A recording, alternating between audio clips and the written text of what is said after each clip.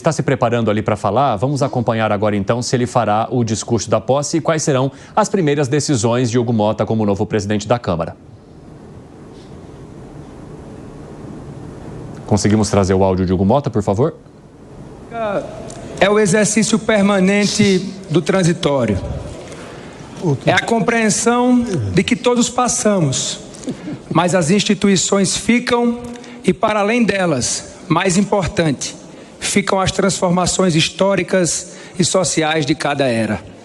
Ficam a coragem e as posições. Ficam os princípios e não as conveniências. Ficam as convergências que constroem e não as divergências que paralisam e destroem a compreensão de que podemos pensar diferente, mas somos todos iguais no que é indiscutível. Somos todos brasileiros e brasileiras, e seja qual for a visão de mundo, o Brasil nos une e nunca pode nos separar, pois somos o povo brasileiro e o Brasil é o nosso único país.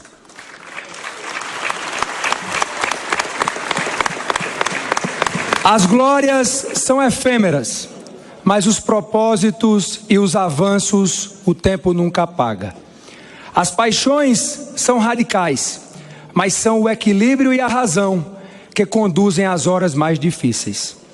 Começo assim, sob o impacto da confiança depositada em mim por vossas excelências, e vejo este plenário deste ponto de observação tão singular, e não posso deixar de lembrar e me emocionar que esta é e será sempre a cadeira do Senhor Diretas, do Senhor Democracia, a eterna cadeira do pai de nossa Constituição, Ulisses Guimarães. Assumo a presidência da Câmara dos Deputados com 3 compromissos, 3 únicas prioridades: servir ao Brasil, servir ao Brasil, servir ao Brasil. O povo brasileiro não quer discórdia, quer emprego. O povo brasileiro não quer luta pelo poder, quer que os poderes lutem por ele. O povo brasileiro não quer a divisão da ideologia, mas a multiplicação no seu dia a dia. Não temos tempo para errar. Chega de 0 a 0. O povo brasileiro quer resultado, quer emprego, quer melhorar de vida, quer educação melhor para seus filhos, quer mais segurança, quer viver melhor, quer um futuro melhor, um Brasil melhor. E se não formos capazes de entender e agir de forma prática, responsável e urgente para libertar o Brasil das amarras que aprisionam o nosso futuro, nós não estaremos à altura deste lugar e desta hora. Não podemos continuar desperdiçando o seu presente e sacrificando o seu futuro. Não podemos continuar penalizando a nossa gente, porque não existe um caminho da direita, um caminho da esquerda ou um caminho do centro. Existe apenas o caminho do Brasil. Faço aqui um apelo a todos os meus colegas. Vamos deixar o Brasil passar. Vamos deixar o Brasil passar. Minhas amigas e meus amigos, não se pode mais discutir o óbvio. Nada pior para os mais pobres do que a inflação, a falta de estabilidade na economia. E a estabilidade é a resultante de um conjunto conhecido e consensual de medidas de responsabilidade fiscal. Não se apaga fogo com gasolina. Não existe uma nova matriz de combate ao incêndio. Isso é apenas atear fogo com outro nome. É nosso dever e o nosso dever é apagá-lo pelo bem do povo brasileiro. Não há democracia com caos social. Não há estabilidade social com caos econômico. Defenderemos a democracia porque defenderemos também as melhores práticas e as melhores políticas econômicas para defender a paz nos lares dos brasileiros, sobretudo os que mais precisam. Defender a estabilidade econômica é defender a estabilidade social. Chego à presidência da Câmara dos Deputados pelas nuvens e tempestades do destino, como definiu aquele que dá nome a este plenário. Não chegaria até aqui sem o apoio de amigos e motivadores da política. Minha eterna gratidão ao presidente do meu partido, deputado Marcos Pereira, pelo gesto fundamental, presidente, para que eu sentasse hoje nessa cadeira. E meu muito obrigado ao meu amigo presidente Arthur Lira, pelo respaldo ao meu nome. E trabalho incansável para que a Câmara encontrasse esse consenso histórico que estamos vendo no plenário. Nenhum interesse ou divergência pode estar acima da nação brasileira e das urgentes necessidades do nosso povo. Minhas amigas e meus amigos, nesta cadeira de Ulisses, às vésperas de completarmos 4 décadas, em homenagem a todos os presentes, aos brasileiros, à democracia, ao respeito às instituições e entre as instituições, faço questão de relembrar o gesto histórico de Ulisses ao promulgar a Constituição que juramos respeitar. Viva a democracia! Viva a democracia! Viva a democracia! Tá aí, discurso do presidente eleito da Câmara, deputado Hugo Motta. E foi pelo MDB de Ulisses que cheguei nesta casa, com apenas 21 anos em 2011. Com muito orgulho posso dizer que o PMDB foi minha escola e minha faculdade de política brasileira. A memória de Ulisses deve iluminar corações e mentes nestes tempos difíceis. Ao contrário dos debates parciais, o parlamento jamais avançou em suas prerrogativas. Foi justamente o contrário. A vontade dos constituintes originários foi adiada por quase 4 décadas. E qual vontade era essa? Ninguém melhor para descrevê-la do que o próprio Ulisses Guimarães em seu histórico discurso de promulgação da Carta de 1988. Pontificou Ulisses: se a democracia é o governo da lei, não só ao elaborá-la, mas também para cumpri-la, são o governo, o executivo e o legislativo. Repito, Ulisses, são o governo, o executivo e o legislativo. E Ulisses continua naquele dia histórico. O legislativo brasileiro investiu-se das competências dos parlamentos contemporâneos. Que competências eram e são essas? O parlamentarismo. Ele não pregou o parlamentarismo como nova forma de governo, mas disse que o parlamento se investia das competências dos parlamentos parlamentaristas contemporâneos. Ou seja, ele afirmava que o presidencialismo absoluto deixava de existir com a nova Constituição. Isso já em 1988. E mais do que afirmar, ele descrevia o que os novos mecanismos constitucionais previam.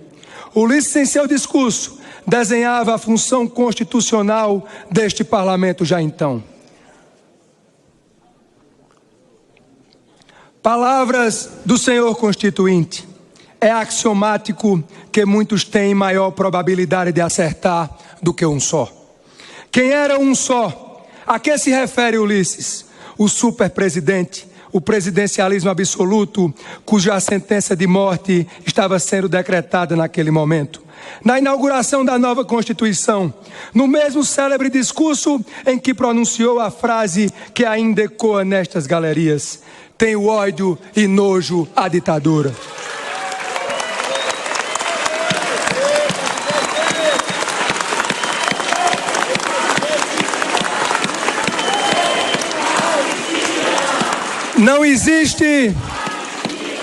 Não existe ditadura com parlamento forte. O primeiro sinal de todas as ditaduras é minar e solapar todos os parlamentos. Por isso, temos de lutar pela democracia. E não há democracia sem imprensa livre e independente. Quero aqui agradecer e parabenizar a todos os jornalistas presentes neste sábado pelo trabalho tão fundamental de noticiar diariamente aos milhões de brasileiros os acontecimentos desta casa. Lutamos pela harmonia e independência entre os poderes, porque defendemos a democracia. Lutamos pela democracia, somos frutos da democracia. Não somos 513 deputadas e deputados, somos os representantes de 212 milhões de brasileiros que só estamos aqui pela vontade popular. Somos escolhidos para representar o povo. E, falando em Constituição, somos o símbolo daquele princípio que não por acaso foi inscrito no primeiro artigo, o primeiro texto constitucional. Todo poder emana do povo e em seu nome é exercido. Não se disse quase todo o poder, algum poder, uma parte. O primeiro artigo deixou claro que o antídoto ao arbítrio é o respeito à soberania popular. Toda ela, e desrespeitá-la, seja o mínimo que for, é desrespeitar a Constituição, é violar a democracia. Minhas amigas e meus amigos, os constituintes estabeleceram a corresponsabilidade e a coparticipação do governo. Portanto, e aqui cabe fazer uma importante observação do ponto de vista histórico. Não dialogo neste momento com as circunstâncias. O Legislativo jamais avançou em nenhuma prerrogativa, no presente ou no passado presente. A rigor, nunca. Na verdade, o Poder Legislativo recuperou suas prerrogativas, definidas pelos constituintes originários, proclamadas aqui, nesta mesma cadeira, e o fez após os tormentosos abalos desde a redemocratização.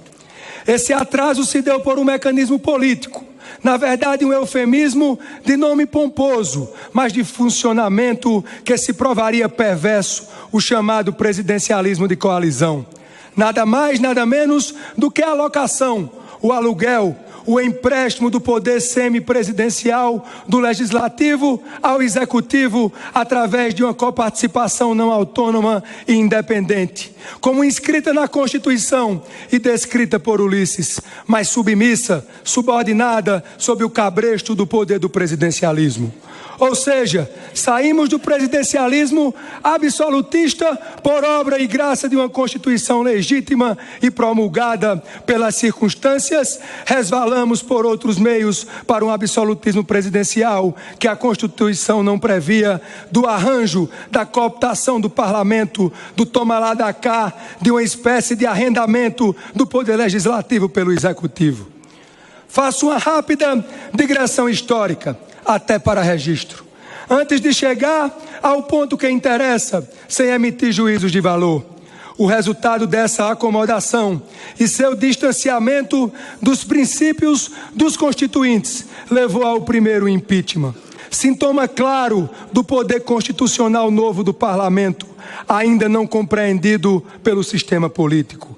Há inúmeros abalos e escândalos, as crises que só ganharam proporção ao segundo impeachment, até a erosão completa do sistema político como um todo e a onda antipolítica. Foi nessa época que aqui, nesta casa, em 2016, por meio de adoção das emendas impositivas, que o parlamento finalmente se encontra com as origens do projeto constitucional. E se afirma, a crise exigia uma nova postura, o fim das relações incestuosas entre executivo e legislativo, e a afirmação e a independência como resposta para que ambos os poderes governantes, como definiu Ulisses, pudessem se reposicionar e atravessar a tempestade da maior crise desde a redemocratização. Qual foi o guia escolhido? A Constituição, a coparticipação e a corresponsabilidade. Estamos num ponto de onde nunca deveríamos ter nos desviado. Aquele que mandou a Constituição e por tanto tempo foi adiado. E é importante destacar, fazemos parte, todos nós, todas as senhoras e os senhores, fazem parte da solução e não do problema. Basta ver algumas das fundamentais contribuições, reformas e votações deste plenário, em que vossas excelências contribuíram a favor de um Brasil melhor. Minhas amigas e meus amigos, Tenho a humildade de reconhecer que podemos e temos de nos aperfeiçoar sempre. Mas tenho absoluta certeza também que o passado é um caminho sem volta, pois sabemos todos muito bem aonde termina. Termina na destruição da política, no colapso da democracia. E isso não podemos mais correr o risco de experimentar. Tem razão os que pregam por mais transparência. Sou o primeiro dessa fila. Sou a favor de uma radicalização quando falamos da transparência nas contas que são, por definição, públicas. Temos hoje tecnologias nas plataformas digitais capazes de acompanhar em tempo real cada centavo despendido por todos os poderes. Porque este parlamento, responsável que é pelo orçamento, como determina a Constituição, não oferecer à sociedade uma plataforma integrada de todos os poderes, todos, para que os brasileiros e as brasileiras possam acompanhar todas as despesas em tempo real de todos os poderes. Transparência total a todos. A sociedade brasileira agradece. Na questão da transparência, o que não pode haver é opacidades e transparências relativas, porque o princípio é o da igualdade entre os poderes. A praça, sempre lembremos, é dos três, e não de um, nem de dois poderes. E quando não é dos três, não é a praça da democracia. E todos defendemos a democracia, porque sem democracia, este livro não é a Constituição, não é a civilização. É um pedaço de papel, é letra morta, e vamos lutar pela Constituição, pela nossa Constituição. Tudo isso para concluir. Estamos virando uma página da história. Todos os ruídos dos últimos anos, o estranhamento dos diversos agentes diante da afirmação do Poder Legislativo, as reações geraram momentos de maior ou menor tensionamento.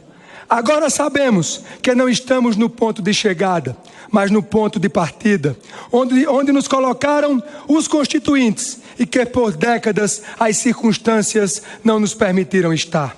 Quando cada um reconhece o seu lugar, o nome disso é respeito. Passou o tempo do dedo na cara, é hora do olho no olho. O respeito não grita, o respeito ouve e se faz ouvir.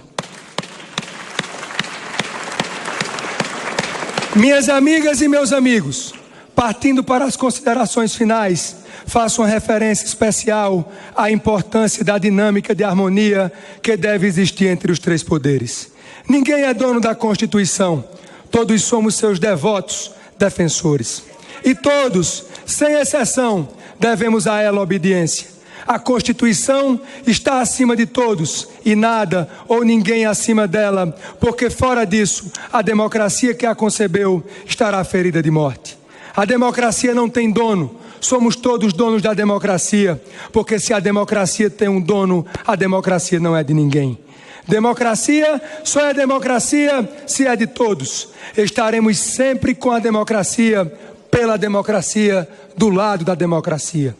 E seus inimigos, sibilinos ou ferozes, encontrarão no legislativo uma barreira como sempre encontraram ao longo da história.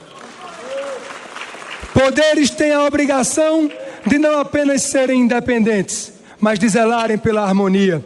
Porque sem harmonia, que muitas vezes se traduz na autocontenção, na compreensão que nenhum poder pode tudo e que todos, somente todos, podem representar na totalidade a democracia. Sem harmonia, a democracia pode ser irremediavelmente fraturada. Serei um guardião da independência e um sentinela permanente pela harmonia. Todos temos nossas raízes. E há sempre um mistério que habita cada um de nós quando chegamos a este plenário, trazidos pela invisível e insondável vontade popular.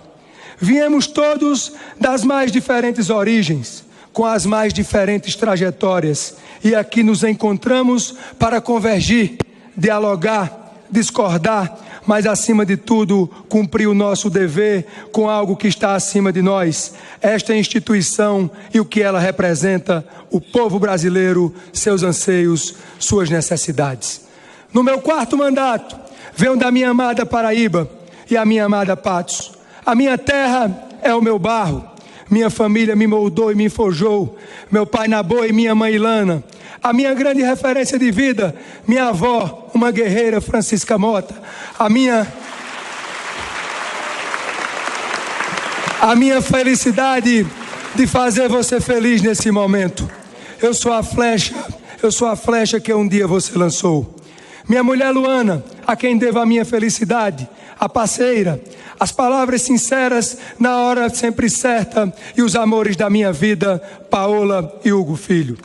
Temos muito o que fazer. Antes de tudo, colegas de trabalho e de vida. Eu sei a responsabilidade que me espera e sei também que ninguém faz nada sozinho. Citando pela última vez Ulisses, muitos têm maior probabilidade de acertar do que um só. Vamos fazer o que é certo pelo bem do Brasil. O Brasil não pode errar e não podemos deixar que ninguém erre contra o Brasil. Temos de estar sempre do lado do Brasil, em harmonia com os demais poderes. Encerro com uma mensagem de otimismo.